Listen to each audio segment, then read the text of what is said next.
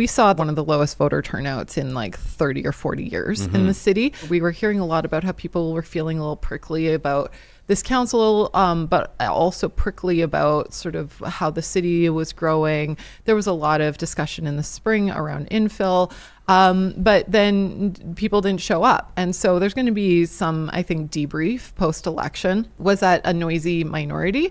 Is that a function of the mail strike? A lot of people really rely on those voter cards, and those weren't going to go out during the strike. Was it a function of the teacher strike, or a confluence of all three things happening? A lot of people were curious to know, how does a council that had, earned somewhat of a public reputation as somewhat dysfunctional earned return tickets, 4 more years on the job for the majority of councillors. Now, to be fair, Real Talkers, not everybody said that this council was dysfunctional. As a matter of fact, the mayor-elect, Knack, called it in a debate the best council he's ever been a part of. What was your experience? I would agree with Andrew that we saw, I would say, a council that was much more engaged, and we can talk about the real and perceived dysfunction.